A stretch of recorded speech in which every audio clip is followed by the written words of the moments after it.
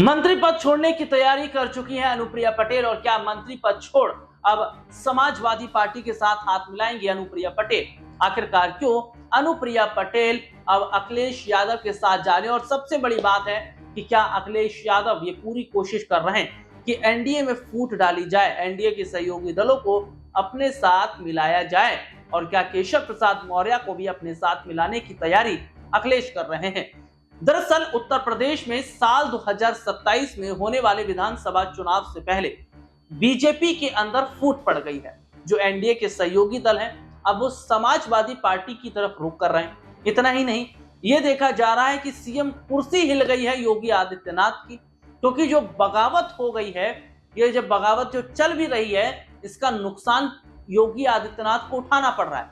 इसमें एक सबसे बड़ी बात क्या है कि अनुप्रिया पटेल काफी समय से चुप थी, लेकिन जिस तरीके से उनकी बहन पल्लवी पटेल के साथ जो हुआ, उसके बाद अनुप्रिया पटेल भड़क गई है। भले ही पल्लवी पटेल समाजवादी पार्टी से विधायक हों, लेकिन फिर भी रिश्ता तो बना हुआ है अनुप्रिया पटेल के साथ में।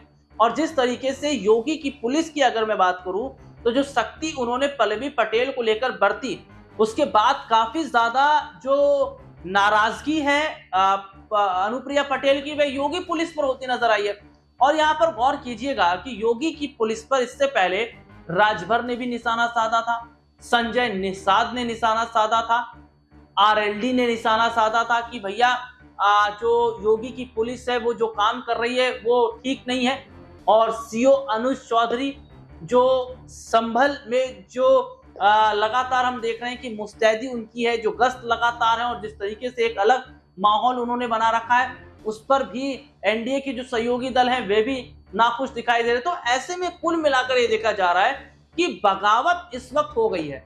और जो स्थिति है वो ये साफ तौर पर बता रही है कि जो एनडीए के सहयोगी दल हैं उन्हें अपना वोट बैंक खिसकता हुआ नजर आ रहा है। उन्हें डर है कि कहीं उनका वोट बैंक ना चला जाए, क्योंकि 27 के चुनाव से पहले अगर उनका वोट बैंक चला गया, सपा की तरफ आ गया, तो उसका नुकसान है। हालांकि ये भी माना जा रहा है कि एनडीए के जो सहयोगी दल हैं वे समाजवादी पार्टी के साथ हाथ मिला सकते हैं। और जो अनुप्रिया पटेल हैं वे बहन पल्लवी पटेल के समर्थन में उतरी है। उन्होंने कहा ये जो हुआ वो गलत है, क्योंकि आप पिछड़े जो समाज के लोग हैं उनकी आवाज को अगर कोई उठा रहा है तो ये गलत नहीं माना जाएगा। ये लोकतंत्र है और अपनी बात रखने का सबको अधिकार है। और ऐसे में सबसे बड़ी बात क्या है कि बीजेपी जिस तरीके से दलितों का अपमान कर रही है, तमाम उन वर्ग के लोगों का अपमान कर रही है, जो वोटर्स हैं एनडीए के सहयोगी दलों के, एनडीए का भी, तो ऐसे में माना जा रहा था कि अमित शाह ने दलित को लेकर, अंबेडकर जी को लेकर बयान दिया था।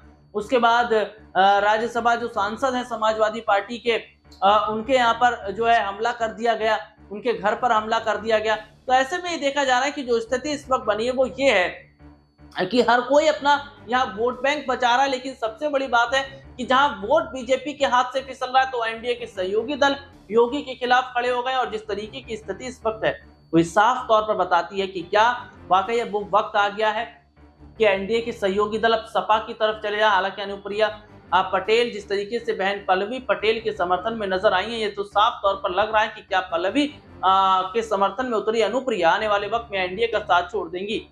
आज के लिए इतना ही, आपसे फिर दोबारा मुलाकात होगी, तब तक के लिए इजाजत दीजिए, नमस्कार।